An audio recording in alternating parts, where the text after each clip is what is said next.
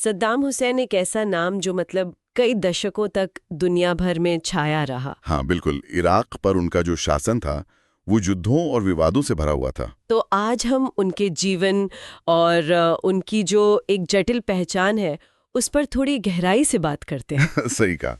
और सवाल अक्सर यही उठता है कि क्या वो मतलब इराकी लोगों की नज़र में एक राष्ट्रवादी हीरो थे, या फिर सिर्फ एक क्रूर तानाशाह। हाँ, यही समझने के लिए हमें थोड़ा पीछे जाना होगा, उनकी शुरुआत देखनी होगी। उनका जन्म जहां तक मुझे याद है 1937 में तिक्रित के पास एक छोटे से गांव अल अफजा में हुआ था। हाँ, और उनका बचपन काफी मुश्किल था।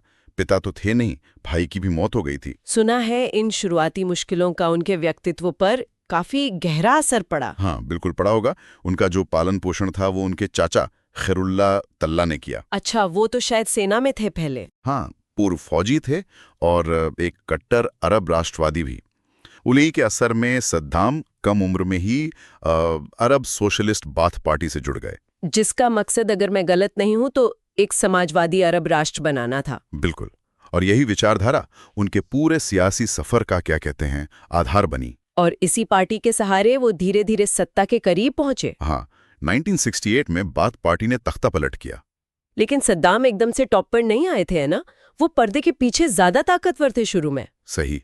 अहमद हसन अल बकर राष्ट्रपति बने, पर सद्दाम उपाध्यक्ष होते हुए भी असल ताकत बन गए थे। उन्होंने क्या किया मतलब? उन्होंने आंतरिक सुरक्षा यानी इंटरनल सिक्योरिटी पर पूरी पकड़ बना ली।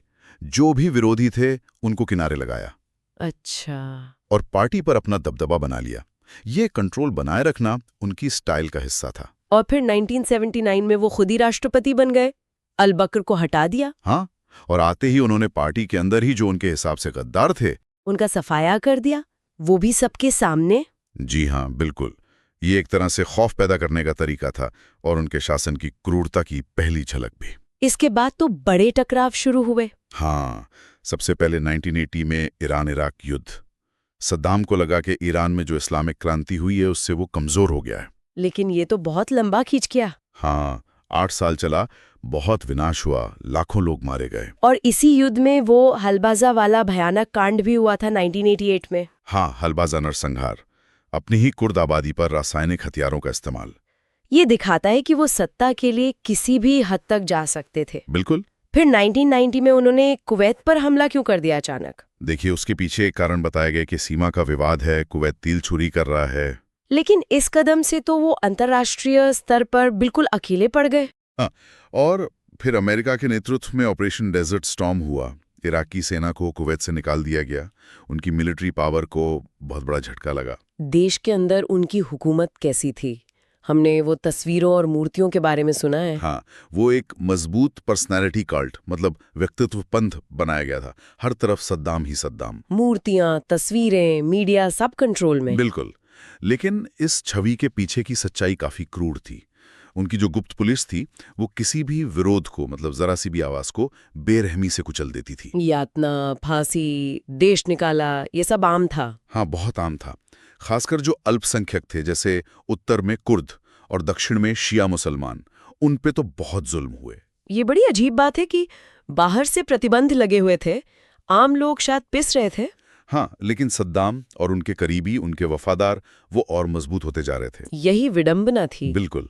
फिर आया 9/11 का हमला अमेरिका में। और उसके बाद अमेरिका का ध्यान फिर से इराक पर गया। हाँ, आरोप लगे कि सद्दाम के पास WMDs हैं, यानी सामूहिक विनाश के हथियार। और ये भी कि वो आतंकवाद को बढ़ावा दे रहे हैं। हालांकि ये WMDs कभी मिले नहीं, ये भी एक बड़ा विवाद है। और इन्हीं आरोपों के आधार पर मार्च 2003 में अमेरिका और उसके साथियों ने इराक पर हमला कर दिया। हाँ, और सद्दाम का शासन तो मतलब ताश के पत्तों की तरह ढह गया। वो खुद कहाँ चले गए थे?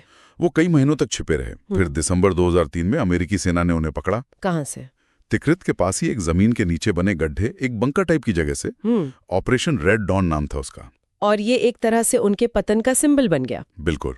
फिर उन पर मुकदमा चला, नई इराकी सरकार ने चलाया। हाँ, उन्हें नई इराकी सरकार को सौंप दिया गया। उन पर मानवता के खिलाफ अपराधों का मुकदमा चला, जिसमें वो दुजैल वाला मामला मुख्य था। हाँ, 1982 में दुजैल कस्बे में 148 शिया लोगों के नरसंहार का मामला, और उसी केस में उन्हें नवंबर 2006 में मौत की सजा सुनाई गई। और सजा पर अमल कब हुआ? 30 दिसंबर 2006 को उन्हें फांसी दे दी गई।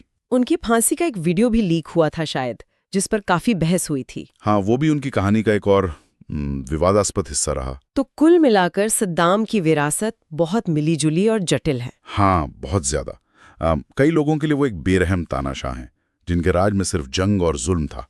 लेकिन कुछ लोग, खासकर कुछ सुन्नी अरब, उन्हें शायद अलग नजर से देखते हैं। हाँ, कुछ लोग उन्हें पश्चिमी दखलंदाजी और ईरान के बढ़ते प्रभाव के खिलाफ खड़े होने वाले एक मजबूत नेता के तौर पर भी याद करते हैं।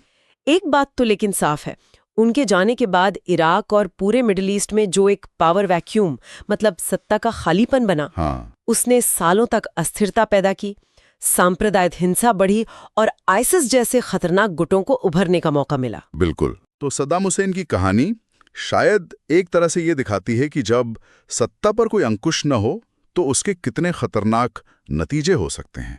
और उनकी विरासत पर सोचते हुए ये सवाल मन में आता है कि क्या उन्हें सिर्फ एक विलन की तरह देखा जाना चाहिए, या फिर वो अपने समय की जो उलझनें थीं, जो उथल-पुथल थी, उससे बने एक जटिल शख्स थे। शायद इस पर बहस हमेशा चलती रहेगी।